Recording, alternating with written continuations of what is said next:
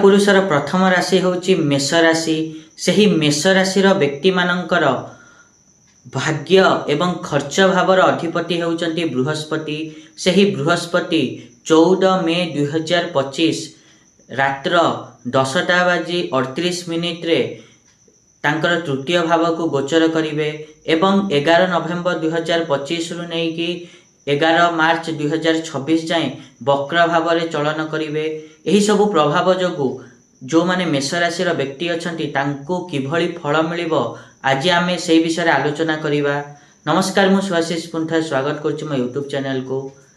आज आमे डिटेल्स रे आलोचना करिवा कि 14 मे रु नेकी 18 अक्टोबर जाए बृहस्पति तृतीय भाव में गोचर करी एवं 11 नवेम्बर 2025 रु 11 मार्च 2026 जाए वक्र भाव में चलन करी मेष राशि व्यक्ति माननकु किभली फल देवे से विषय तो आज आम डिटेल्स रे आलोचना करिवा। ता पूर्व सबना भले गोटे रिक्वेस्ट करिया चाहिए कि जो माने भी एजाए चैनल को सब्सक्राइब करना सब्सक्राइब करंतु आ पाखथिया बेल आइकन को मध्य प्रेस करंतु जा द्वारा कि मु आगु जहाँ भी किसी वीडियो देबी ता नोटिफिकेशन आपण मानकु ठीक समय मिल जिवो। जदि आमे मेष राशि कथा कहिबा ताहले मेष राशि व्यक्ति मानकर 14 मे रात्रि 10:38 रे बृहस्पति तृतीय भाव में गोचर करिवे एवं सेठारे से गोचर करिबा समय रे सप्तम भाव, भाग्य भाव एवं लाभ भाव को दृष्टि पकेइबे। तो यह द्वारा मेष राशि व्यक्ति मानकर तृतीय भाव सहित एही तीनोटी भाव मध्य प्रभावित हबो। यह फल रे 14 मे रु नेकी 18 अक्टोबर जाए आपण मानकु छोट भाई भौणी को सहयोग मिलिबो। छोट छोट यात्रा मध्य आपण करि पारंती। ता सहित बड़ भाई भौणी दादांकर मध्य सहयोग मिलिबो। ता सहित फाइनेंशियली गेन मध्य करिवे। कैरियर रे उन्नति हबो। व्यवसाय रे उन्नति देखिया को मिलिबो आपण माननकु। किंतु 11 नवेम्बर 2025 रु नेकी 11 मार्च 2026 जाए आपण माननकु एही समय रे शारीरिक पीड़ा माने शरीर रे कष्ट मिली पारे। ता सहित आपण मानकर मानहानि धनहानि हेई पारे। ता सहित आपण मानकर चाकरी चली जिवार मध्य संभावना रहिछि। चाकरी रे लॉस हबो।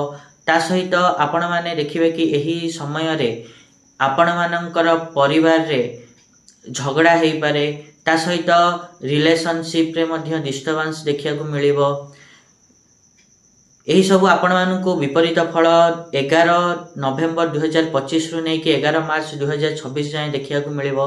किंतु 14 मे 2025 रु नेकी 18 अक्टोबर 2025 जाए आपण माने देखिबे कि आपण मानकर किंतु व्यवसाय रे उन्नति होउची, कैरियर रे उन्नति होउची।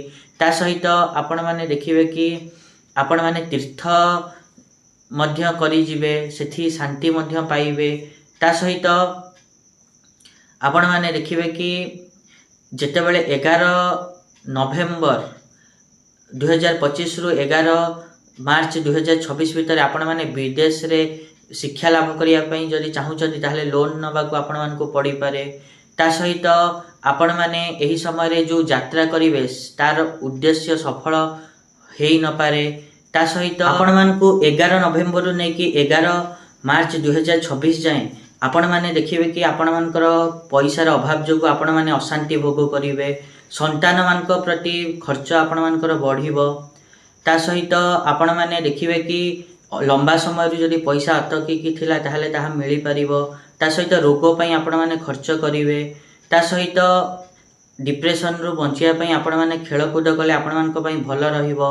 निज स्वास्थ्य प्रति जत्नवान हेबे। खास करके जो मानकु डायबिटीज अछि से माने विशेष जत्नवान हवा उचित। ता सहित सरकारी कर्मचारींकर विरोध भी आपण मानकु सामना करिया को पड़ी पारे। रोजगार आपण मानकर बाधा प्राप्त हेई पारे।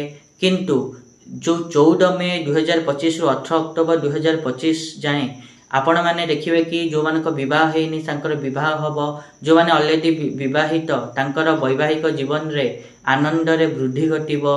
ता सहित जो मानक संतान प्राप्ति करिया चाहुचंती से माने संतान प्राप्ति करि परिबे।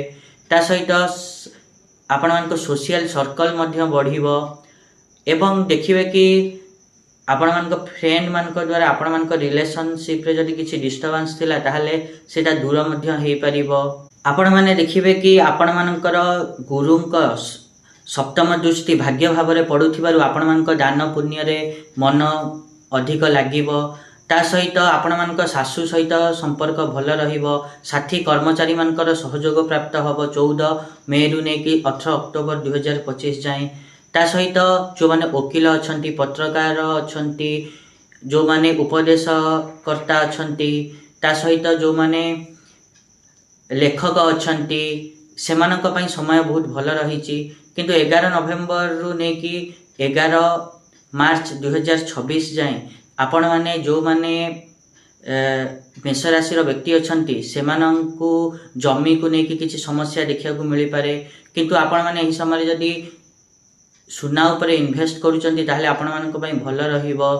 एही समय आपण मानक बाहर सुंदरता कमी जाई पारे, ता प्रति मध्य टिके ध्यान रखिया पड़िबो।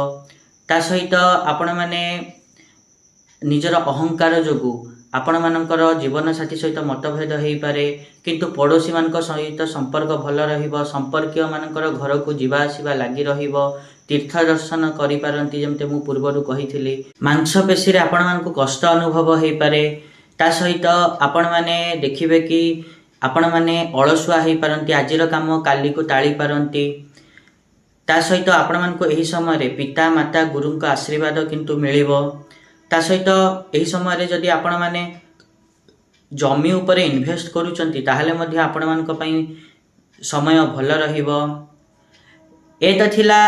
ता सहित आपण मानक आ गोटे जिंस कहिया चाहूँ कि जदि आपण माने शिक्षा क्षेत्र में परिश्रम करंती ताहले आपण मानक निश्चिंत परिश्रमर फल मिलिबो। कॉम्पिटिटिव पिलांकु टिके अधिक परिश्रम करिया पड़िबो। ए तो थिला बृहस्पतिंकर चलन जोगु मेष राशि व्यक्ति मानंकु 14 मे 2025 रु नेकी 11 मार्च 2026 जाए किभली सब फल मिलिबो। आशा करी कि मुझा कहली आपण माने ठीक रे बुझी पारथिबे। आउ जदि वीडियो भल लागिछि ताहले निहात रूपे वीडियो को लाइक करंतु, शेयर करंतु, आउ चैनल को सब्सक्राइब करिया पे तो जमाई भूलंतुनी। आज पई एतिकी, देखाबा नेक्स्ट वीडियो रे। रहुछि, नमस्कार।